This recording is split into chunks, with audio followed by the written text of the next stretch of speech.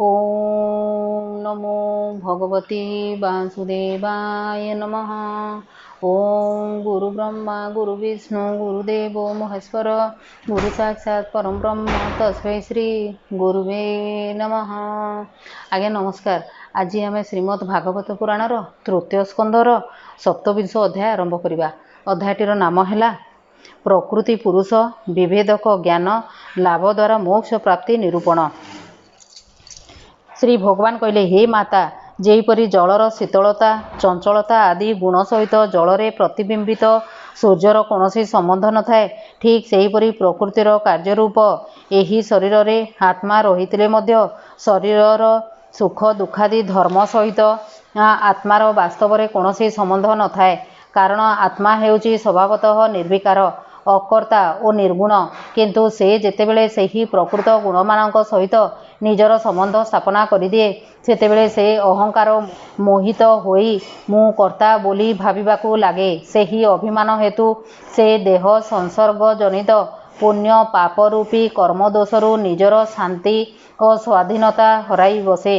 एहा छड़ा देहाभिमान हेतु से उत्तम मध्यम और नीच जोनि मानकरे उत्पन्न होई संसार चक्र घूरी बुले।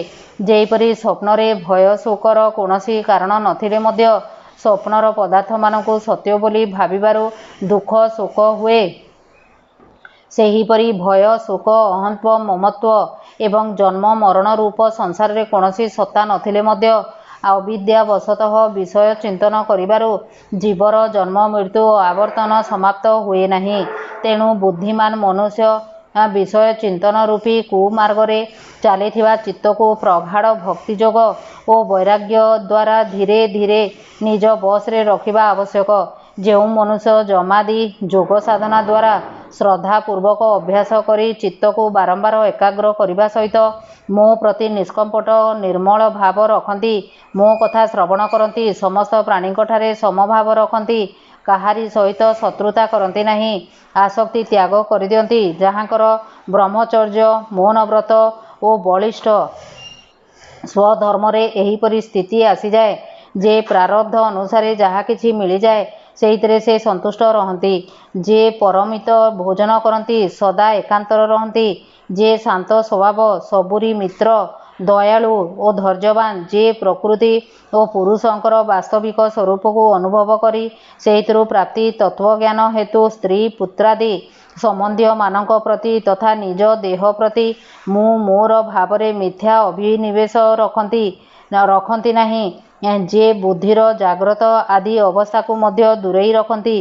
तथा सर्वत्र परमात्माकर व्यतीत अन्य कौनसी वस्तु देखती नहीं, से आत्मदर्शी मुनि होई जाती। स्वचक्षुरे सूर्य को देखिला परी से निज अंतःकरण रे ही परमात्मा को दर्शन करती एवं से ही मुनि ही अद्वितीय ब्रह्मपद प्राप्त होई जाती।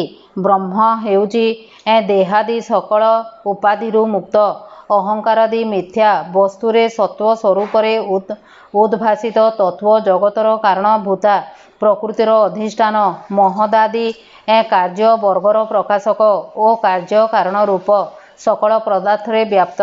जेपरी घर अगणारे थिबा कौनसी जलपात्र रे सूर्यर जेउ प्रतिबिंब पड़े ताहा घर कांथरे प्रभावित हुए एवं कांथर प्रतिभास को देखी घर लोके जलपात्र रे प्रतिबिंब पड़िथिबा विषय जानी पारती एवं जलरे पड़िथिबा प्रतिबिंबरु आकाशरे थिबा सूर्य को भी जानी पारती। ठीक सेहीपरि वैकारिक आदि त्रिविध अहंकार देह इंद्रिय और मनरे पड़ुथबा प्रतिबिंब द्वारा लिखित होइथाए एवं सत परमात्मांकर प्रतिबिंब स्वरूप सेही अहंकार द्वारा सत्व ज्ञान स्वरूप परमात्मा तत्व को अनुभव करी हुए।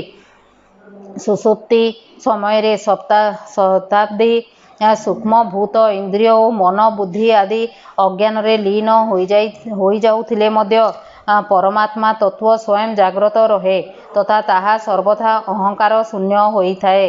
जाग्रत अवस्था रे यही आत्मा भूत सूक्ष्मादि दृश्य वर्गर द्रष्टा रूपे स्पष्ट अनुभूत हुए, किंतु सुसुप्ति समय रे निजर उपाधिभूत अहंकार नाश होइजिबारु सेही आत्मा भ्रमवशतः निजको नष्ट होई जाइथिबा परि बोध करे।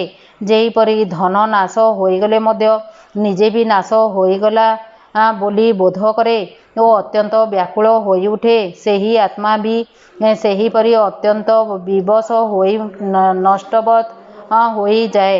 ମା' ଏହିସବୁ ବିଷୟ ମନରେ ମନନ କରି ବିବେକୀ ପୁରୁଷ ନିଜର ଆତ୍ମାକୁ ଅନୁଭବ କରନ୍ତି। ଆତ୍ମା ହିଁ ହେଉଛି ଅହଙ୍କାର ସହିତ ସକଳ ତତ୍ତ୍ୱର ଅଧିଷ୍ଠାନ ଓ ପ୍ରକାଶକ। ଦେବଭୂତି ପଚାରିଲେ, ପ୍ରଭୁ, ପୁରୁଷ ଓ ପ୍ରକୃତି ଉଭୟ ହେଉଛନ୍ତି ନିତ୍ୟ ଏବଂ ସେହିମାନେ ଏକ ଅନ୍ୟର ଆଶ୍ରୟରେ ରହନ୍ତି। ତେଣୁ ପ୍ରକୃତି ପୁରୁଷକୁ କଦାପି ଛାଡ଼ି ପାରିବ ନାହିଁ। ବ୍ରହ୍ମନ୍ ଯେଉଁପରି ଗନ୍ଧ ଓ ପୃଥିବୀର ତତ୍ତ୍ୱ, ରସ ଓ ଜଳର ପୃଥକ୍ ପୃଥକ୍ ସ୍ଥିତି ହୋଇପାରେ ନାହିଁ, ସେହିପରି ପୁରୁଷ ଓ ପ୍ରକୃତି ତ ଏକ ଆରେକକୁ ଛାଡ଼ି ରହିପାରିବେ ନାହିଁ। ତେବେ ପ୍ରକୃତିର ଆଶ୍ରୟ ନେଇ କର୍ମବନ୍ଧନରେ ପଡ଼ିଥିବା ଅକର୍ତ୍ତା ପୁରୁଷ ପ୍ରକୃତିର ଗୁଣ ଥାଉ ଥାଉ କିପରି ବା କୈବଲ୍ୟ ପଦ ଲାଭ କରିପାରିବ? ଯଦିବା ତତ୍ତ୍ୱ ବିଚାର କଲେ ଏବଂ ସଂସାର ବନ୍ଧନରେ ତୀବ୍ର ଭୟ ନିବୃତ୍ତି ହୋଇଯିବ, ତଥାପି ଏହି ବନ୍ଧନର କାରଣଭୂତ ପ୍ରକୃତି ଗୁଣମାନେ ନଷ୍ଟ ନ ହେଲେ ସେହି ବନ୍ଧନ ଭୟ ତ ପୁନର୍ବାର ଉପସ୍ଥିତ ହୋଇପାରେ। ଶ୍ରୀ ଭଗବାନ କହିଲେ, ଅଗ୍ନିରେ ଉତ୍ପତ୍ତିଶୀଳ ଅରଣି ଯେପରି ତା ନିଜ ଭୂତରୁ ଉତ୍ପନ୍ନ ହୋଇଥିବା ଅଗ୍ନି ଦ୍ୱାରା ଜଳି ଭସ୍ମ ହୋଇଯାଏ, ନିଷ୍କାମ ଭାବରେ ସ୍ୱଧର୍ମ ପାଳନ କଲେ ସେହିପରି ଅନ୍ତଃକରଣ ଶୁଦ୍ଧ ହୋଇଯିବ ଏବଂ ତା ଫଳରେ ବହୁ ସମୟ ଧରି ଭଗବତ କଥା ଶ୍ରବଣ ହେତୁ ପୁଷ୍ଟ ହୋଇଥିବା ତୀବ୍ର ଭକ୍ତି ଦ୍ୱାରା ତଥା ସାକ୍ଷାତକାର କରାଉଥିବା ଜ୍ଞାନ ଦ୍ୱାରା, ପ୍ରବଳ ବୈରାଗ୍ୟ ଦ୍ୱାରା, ବ୍ରତ ନିୟମାଦି ସହିତ କରାଯାଉଥିବା ଧ୍ୟାନାଭ୍ୟାସ ଦ୍ୱାରା ଏବଂ ଚିତ୍ତର ପ୍ରଗାଢ଼ ଏକାଗ୍ରତା ଦ୍ୱାରା ପୁରୁଷର ପ୍ରକୃତି ଦିନ ରାତି କ୍ଷୀଣ ହୋଇ ଧୀରେ ଧୀରେ ଲୀନ ବା ନିଶ୍ଚିହ୍ନ ହୋଇଯିବ। ଏହି ରୂପେ ପ୍ରକୃତିକୁ ଭୋଗ କରିସାରି ତ୍ୟାଗ କରିଦେଲେ ଓ ଅନୁକ୍ଷଣ ସେଇଥିରେ ଦୋଷ ଦର୍ଶନ କରି ଚାଲିଲେ, ସେହି ପ୍ରକୃତି ଆତ୍ମସ୍ୱରୂପରେ ଅବସ୍ଥିତ ଓ ବନ୍ଧନମୁକ୍ତ ହୋଇଯାଉଥିବା ପୁରୁଷର କୌଣସି ପ୍ରକାର କ୍ଷତି ହୋଇପାରେ ନାହିଁ। ଯେପରି ଶୋଇଥିବା ବ୍ୟକ୍ତି ସ୍ୱପ୍ନରେ ଯେତେସବୁ ଅନର୍ଥ ଅନୁଭବ କରେ, ଜାଗ୍ରତ ହୋଇଥିବା ପରେ ତାହାର ସେହିସବୁ ଅନୁଭବ ପ୍ରତି କୌଣସି ପ୍ରକାର ମୋହ ରହେ ନାହିଁ, ସେହିପରି ଯାହାକୁ ତତ୍ତ୍ୱଜ୍ଞାନ ହୋଇଯାଏ ଏବଂ ଯେ ନିରନ୍ତର ମୋଠାରେ ହିଁ ମନ ଲଗାଇଥାନ୍ତି, ପ୍ରକୃତି ସେହିଭଳି ଆତ୍ମାରାମ ମୁନିଙ୍କର କୌଣସି ପ୍ରକାର ଅନିଷ୍ଟ କରିପାରେ ନାହିଁ। ମନୁଷ୍ୟ ଯଦି ଅନେକ ଜନ୍ମ ଧରି ବହୁ ସମୟ ପର୍ଯ୍ୟନ୍ତ ଏହିପରି ଆତ୍ମଚିନ୍ତନରେ ହିଁ ନିମଗ୍ନ ରହିବ, ତେବେ ତାକୁ ବ୍ରହ୍ମଲୋକ ପର୍ଯ୍ୟନ୍ତ ସକଳ ପ୍ରକାର ଭୋଗରୁ ବୈରାଗ୍ୟ ଆସିଯିବ। ମୋର ସେହିଭଳି ଧୈର୍ଯ୍ୟବାନ ଭକ୍ତ ମୋର ମହତୀ କୃପାରୁ ହିଁ ତତ୍ତ୍ୱଜ୍ଞାନ ପାଇ ଆତ୍ମାନୁଭାବ ଦ୍ୱାରା ସକଳ ସଂଶୟରୁ ମୁକ୍ତ ହୋଇଯିବ ଏବଂ ତାପରେ ଲିଙ୍ଗ ଶରୀର ନାଶ ହୋଇଗଲେ ସେ ଏକମାତ୍ର ମୋର ହିଁ ଆଶ୍ରିତ ହୋଇ ନିଜର ସ୍ୱରୂପଭୂତ କୈବଲ୍ୟ ସଂଜ୍ଞକ ମଙ୍ଗଳମୟ ଅପୁନରାବର୍ତ୍ତୀ ପଦ ସହଜରେ ପାଇଯିବ। ସେହି ପଦରେ ପହଞ୍ଚିଗଲେ ଯୋଗୀ ଆଉ ଫେରିଆସେ ନାହିଁ। ମା', ଯଦି ଯୋଗୀର ଚିତ୍ତ ଯୋଗ ସାଧନା ଦ୍ୱାରା ବୁଦ୍ଧି ହୋଇପାରୁଥିବା ମାୟାମୟୀ ଅଣିମାଦି ସିଦ୍ଧିରେ ବାନ୍ଧି ହୋଇ ନଯିବ, ତେବେ ଯୋଗୀ ମୋର ସେହି ଅବିନାଶୀ ପରମ ପଦ ପାଇଯିବ, ଯାହା ଉପରେ କି ମୃତ୍ୟୁର କୌଣସି ପ୍ରଭାବ ପଡ଼େ ନାହିଁ। ଯୋଗ ସାଧନା ବଳରେ ହିଁ ଅଣିମାଦି ସିଦ୍ଧି ମିଳିଥାଏ ଏବଂ ଏହା ଯୋଗୀର ମାର୍ଗରେ ବିଘ୍ନ ଘଟାଇପାରେ। ଇତି ଶ୍ରୀମଦ୍ଭାଗବତେ ମହାପୁରାଣେ ପରମହଂସ୍ୟାଂ ସଂହିତାଏ ତୃତୀୟ ସ୍କନ୍ଧେ ସପ୍ତବିଂଶ ଅଧ୍ୟାୟ ସମାପ୍ତ ହେଲା। ହରି ଓମ୍ ତତ୍ସତ୍।